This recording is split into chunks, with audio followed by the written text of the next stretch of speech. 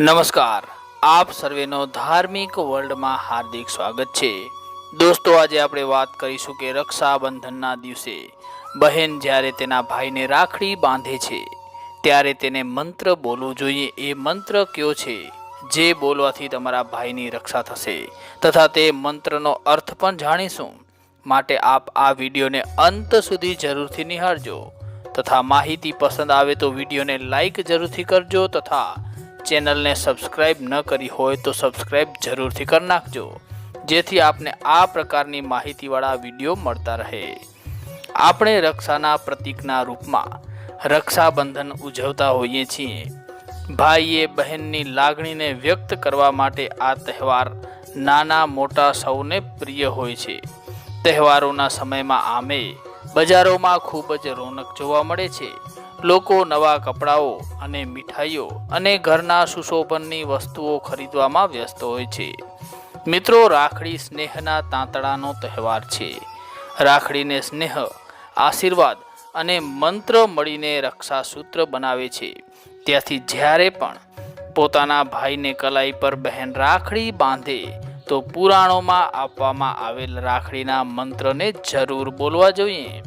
આ મંત્રની શક્તિથી રાખડીને બળ મળે છે, જે તમારા ભાઈને મુશ્કેલીઓમાં રક્ષા કરે છે। આ મંત્રના પ્રભાવથી દેવી લક્ષ્મીની પણ કૃપા પ્રાપ્ત થાય છે।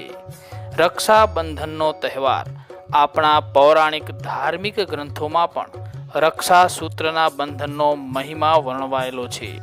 શ્રી કૃષ્ણએ દ્રૌપદીનો ચીર પૂર્યો એ પહેલા દ્રૌપદીએ પણ શિશુપાળ સામેના યુદ્ધમાં ભગવાન શ્રી કૃષ્ણની તર્જનીએ વાગ્યું અને લોહી નીકળ્યું ત્યારે પોતાની ઓઢણીનો છેડો ફાડીને પાટો બાંધી આપ્યો હતો।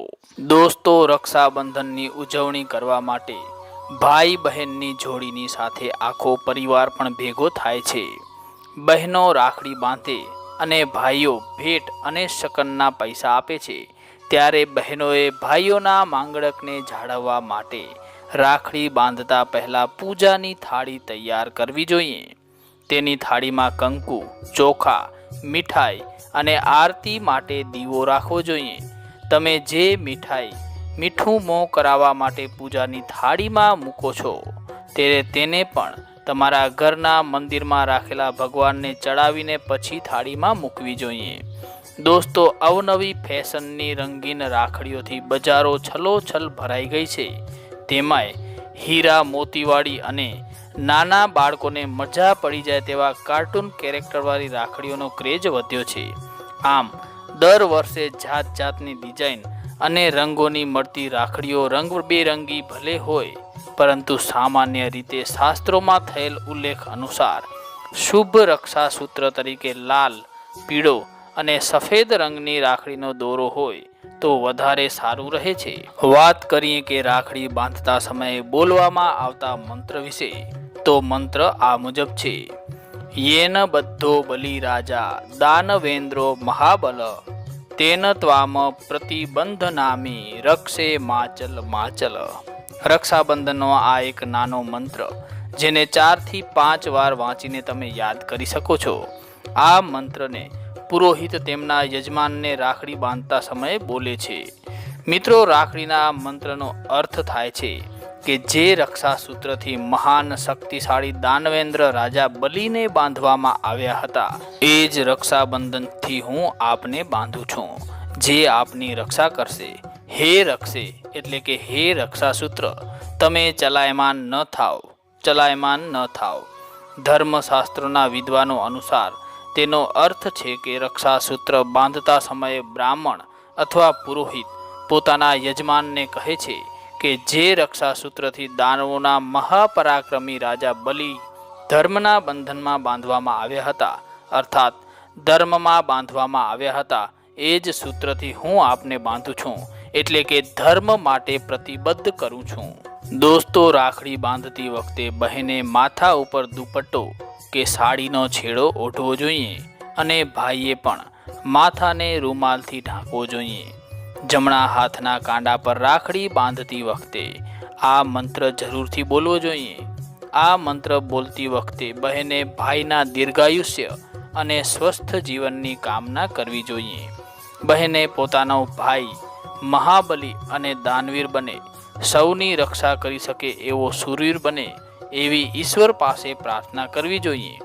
ભાઈઓની સાથે કુટુંબ અને દેશ તેમજ વિશ્વની સુરક્ષાની પણ પ્રાર્થના કરવી જોઈએ.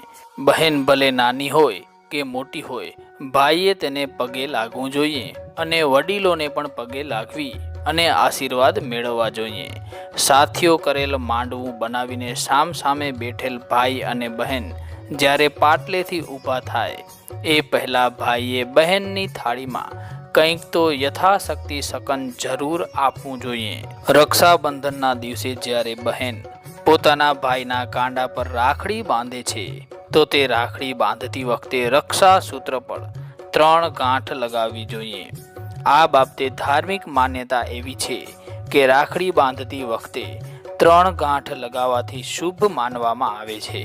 કારણ કે આ 3 ગાંઠોનો સંબંધ ત્રિદેવ એટલે કે બ્રહ્મા, વિષ્ણુ અને મહેશ સાથે છે.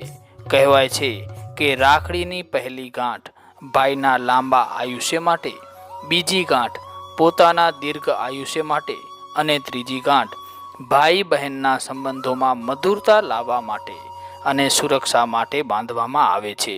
આવી રીતે રાખડી બાંધતી વખતે 3 ગાંઠ લગાવી શુભ માનવામાં આવે છે. દોસ્તો, રક્ષાબંધનના દિવસે બહેને પોતાના હાથે ભાઈના માટે જમવાનું બનાવવું જોઈએ અને ભાઈએ પણ આજના દિવસે બહેનના હાથે બનેલ ભોજન લેવું જોઈએ. જ્યોતિષ શાસ્ત્ર અનુસાર રક્ષાબંધનના દિવસે આમ કરવું શુભ માનવામાં આવે છે. સાથે જ જ્યોતિષ શાસ્ત્ર અનુસાર રક્ષાબંધનના પાવન તહેવારના દિવસે બહેને ભગવાન ગણેશજીને દુર્વા, ચંદન, બીલીપત્ર અને રાખડી અર્પણ કરવી જોઈએ અને ત્યારબાદ ભાઈને રાખડી બાંધવી જોઈએ, જેથી તમારા ભાઈનો ક્રોધ શાંત થાય અને સ્વભાવ સારો થઈ શકે. રક્ષાબંધનના દિવસે દરેક બહેને ભગવાન શિવને જળાભિષેક અવશ્ય કરવું જોઈએ અને સૂર્યદેવને પણ જળ અર્પિત કરવું જોઈએ.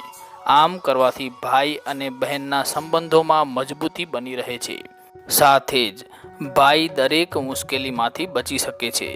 દોસ્તો, રાખડી બાંધતા સમયે જો ભાઈ પોતાનું મુખ પૂર્વ દિશાની તરફ રાખે અને બહેન પોતાનું મુખ પશ્ચિમ દિશાની તરફ રાખે તો તમારે અત્યંત લાભ થશે. આ નિશ્ચિત દિશામાં બાંધવામાં આવેલ રાખડી તમારા ભાઈના જીવનમાં સફળતાના દરવાજા ખોલવામાં મદદ કરશે. તો મિત્રો, આશા રાખું છું કે આ માહિતી આપને જરૂરથી ગમી હશે. માટે વિડીયોને લાઈક, શેર અને ચેનલને સબસ્ક્રાઈબ કરવાનું ના ભૂલતા. ધન્યવાદ. જય શ્રી કૃષ્ણ.